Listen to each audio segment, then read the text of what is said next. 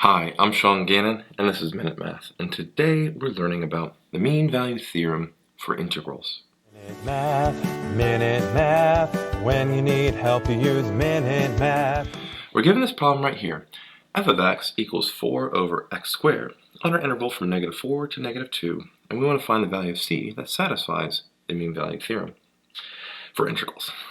So first let's use our formula to find f of c. f of c equals 1 over b minus a, so -2 minus a -4, times the integral from -4 to -2 of our function 4 over x squared dx. Not too bad so far.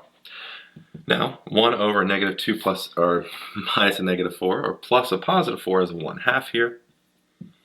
And the integral of 4 over x squared comes out to be a -4 over x. And we're integrating this from -4 to -2. So keep on going here.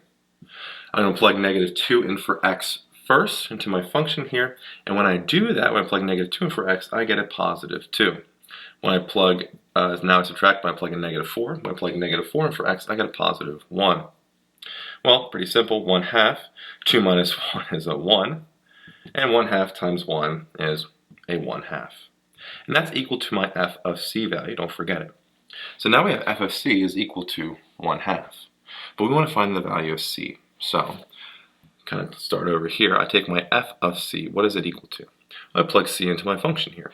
4 over c squared is equal to, we found it's equal to a 1/2. Okay? Pretty simple here. I now cross multiply, and I have an 8 equals c squared. Take the square root of both sides, and c is now by itself equals plus or minus the square root of 8. Square root of 8 simplifies to be, well, c equals plus or minus 2 square root of 2. And now I want to check which one's within my interval. And the positive value is not, right? Our interval's from -4 to -2, and clearly +2 square root of 2 is outside of it.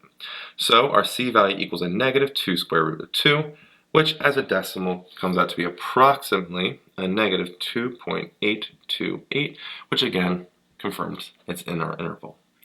And so my final answer here, the value of c that satisfies the mean value theorem for integrals, is a -2 square root of 2.